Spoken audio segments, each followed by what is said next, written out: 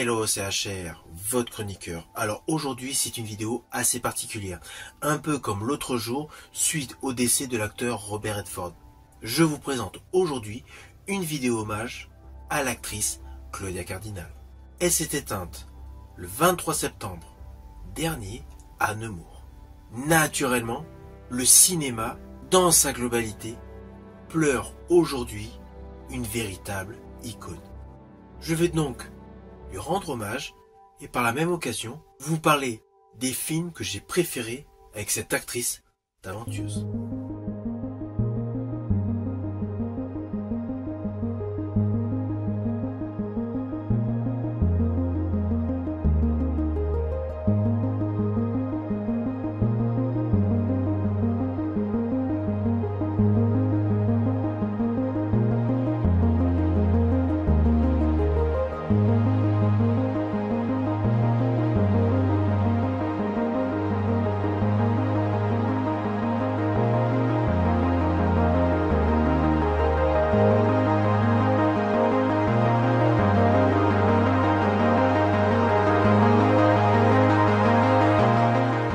D'abord, sachez que Claudia Cardinal est née le 15 avril 1938 à Tunis, dans une famille d'origine sicilienne. Ainsi, dès sa naissance, elle baigne dans une culture qui mêle adroitement le Maghreb et l'Europe. Par la suite, en 1957, elle se retrouve élue plus belle italienne de Tunisie, ce qui lui permet d'avoir un sésame qui veut lui ouvrir sa carrière, plus précisément un voyage à la Mostra de Venise. De ce fait, elle fait ses premiers pas au cinéma. Principalement, donc, elle était repérée pour sa beauté, pour son élégance, mais malheureusement, elle avait des problèmes de langue, ce qui la contraint à avoir des petits rôles et souvent être doublée par une autre actrice, pour tout ce qui est dialogue. Mais en 1960, sous la direction de Luchino Visconti, elle tourne aux côtés d'Alain Delon dans Rocco et ses frères. Là, une partie de son talent est enfin dévoilée. Dans ce film, qui a certes un petit peu mal vieilli, mais pour l'époque qui était sublime, elle a un rôle puissant au cœur d'un drame italien social.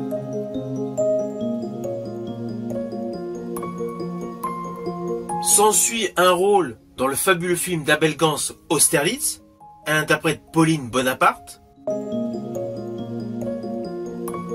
En 1962, elle joue dans le film de Philippe de Broca, Cartouche, aux côtés de Jean-Paul Belmondo. C'est un film d'aventure épique au cœur d'un milieu de pirates et de contrebandiers.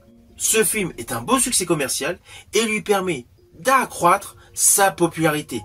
De ce fait, elle se retrouve premier rôle féminin l'année suivante dans le chef-d'œuvre de Visconti, Le Guépard, où elle retrouve Alain Delon de Rocco et ses frères, du même réalisateur, et par la même occasion, un acteur américain, Burt Lancaster. Dans ce film, elle démontre un talent supplémentaire. Elle brille totalement dans cette fresque historique qui a d'ailleurs reçu la Palme d'Or au Festival de Cannes. La même année, sous la direction de Fellini, elle interprète une muse dans 8 et demi, qui fut également un succès, et surtout, une démonstration d'une facette artistique inconnue de l'actrice, qui lui confère un atout supplémentaire. Ainsi, sa plastique commence à apparaître ici et là dans plusieurs films, de registres totalement antagonistes, comme la comédie de Jack Edwards, La Panthère Rose. Dans ce film, elle a fait une véritable percée internationale, où elle partage la vedette avec Peter Sellers et David Niven. En 1966, elle joue dans le film de Mark Robson, Les Centurions, aux côtés d'Anthony Quinn, Alain Delon, Michel Morgan, Maurice René et Georges Segal. C'est un film franco-américain avec une distribution internationale. Malgré la distribution qui est assez conséquente, à chaque fois que l'actrice Claudia Cardinal apparaît, elle capte les spectateurs. Dans ce film, tant sa plastique que son jeu sont inoubliables.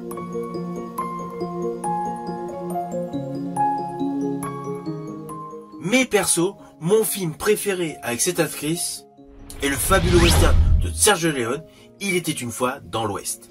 sorti en 1968. Sa composition est totalement inoubliable. Son visage angélique, au cœur d'une histoire où règne un monde d'hommes violents et sans élégance, apporte une réelle innovation dans le registre du cinéma américain, plus précisément les westerns. Dans ce film, c'est indéniable. Outre le fait de son regard perçant, sa posture, sa capacité à composer, à nous présenter une femme complexe, passionnée, blessée, est tout simplement topissime. Selon moi, c'est le meilleur rôle de sa filmographie. Dans ce film, elle représente parfaitement une femme dans un monde de brutes totalement déterminée. En 82, sous la direction de Werner Herzog, elle joue aux côtés de Klaus Kinski dans Fitzcarraldo, un film d'aventure à découvrir. Les nouvelles générations n'ont pas du tout connaissance de ce film, mais c'est vraiment un film poignant à découvrir. Tout comme d'ailleurs l'année suivante, un film de José Giovanni, où elle partage la vedette avec Lino Ventura, Le Ruffian. Dans ce film, elle assure un réel contraste avec le personnage Aldo, interprété par Lino Ventura, un aventurier totalement rustre. S'ensuit en 1991, le diptyque réalisé par Henri Verneuil autour du personnage Méric. Le premier film s'appelait Méric, le deuxième 588 rue Paradis. Un diptyque extrêmement émouvant où, selon moi, Claudia Cardinal a interprété son dernier très beau rôle. Alors sur le fond, c'est assez compliqué de uniquement se baser sur quelques films. Cette actrice de talent, à la plastique irréprochable et au jeu totalement impeccable, quel que soit le rôle, a joué plus d'une centaine de films, sur plusieurs décennies. De ce fait, il y a pléthore de films à découvrir ou redécouvrir avec Claudia Cardinal. C'était une actrice qui savait mettre en exergue de la profondeur au personnage qu'elle interprétait. Et quelle que soit sa composition, elle avait une présence hypnotique. Je m'en cache pas, jeune, j'étais archi fan de cette actrice Claudia Cardinal. J'espère tout simplement que par le biais de cette vidéo, je vous ai permis de vous replonger dans des souvenirs de très beaux films. Je vous dis à bientôt pour une prochaine vidéo.